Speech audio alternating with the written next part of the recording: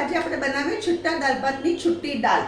એના માટે મેં શું કર્યું છે, એક મોટો વાડકો દાળ એને 2 કલાક પાણીમાં પલાળી અને પછી એને 5 વિસલ સુધી મીઠું નાખીને કૂક કરી છે.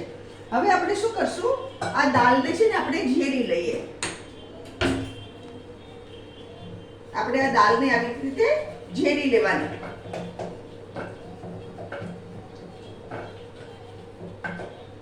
અને આ હું નોનસ્ટિકમાં કાઢી લઉં છું.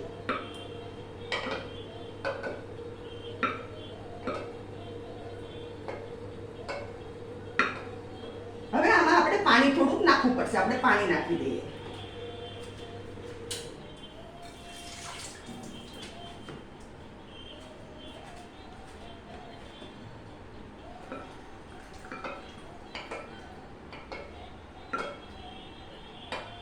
આ થઈ ગઈ દાળ આપણી.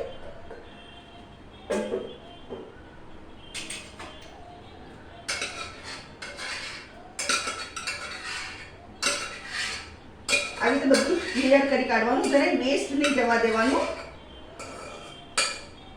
હવે આમાં હું ઓલરેડી મીઠું નાખી ચૂકી છું. હવે આપણે શું કરીએ, આને ગેસ પર મૂકીએ અને તમને બીજી સામગ્રી કહું આમાં શું શું આવશે.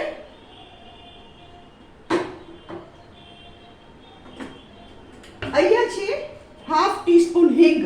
આમાં હિંગ પાવડર બહુ જરૂરી છે. હલ્દી પાવડર આવશે 1/4 ટીસ્પૂન. અને સાકર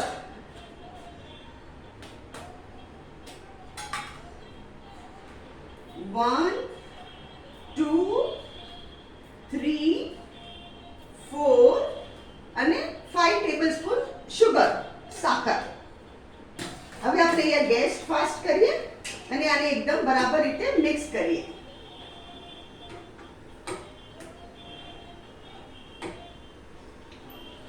આ છે છુટ્ટા દાળ ભાતની છુટ્ટી દાળ.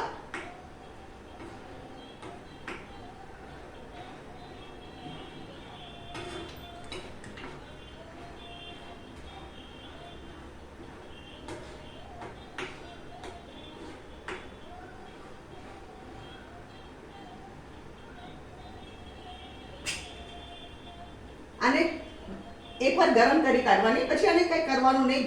દાળની જેમ આને ઉકાળવી ન પડે.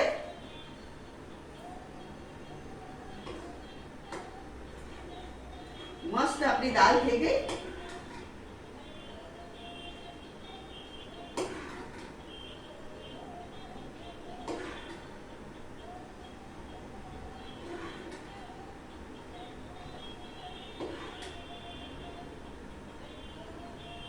અહીંયા હું ગેસ બંધ કરું છું અને અહીંયા શું કરવાનું, આપણે આમાં ઘી નાખવાનું. ઘી આમાં બહુ ટેસ્ટી લાગે. ચમચો ભરીને ઘી નાખી દેવાનું. ફ્રેન્ડ્સ, આ છે છુટ્ટા દાળ ભાતની છુટ્ટી દાળ. અગર તમને મારી રેસીપી પસંદ આવે તો કમેન્ટમાં જરૂરથી લખો અને મારી વિડીયોને લાઈક કરો, શેર કરો, મારી ચેનલને જરૂરથી સબસ્ક્રાઈબ કરો.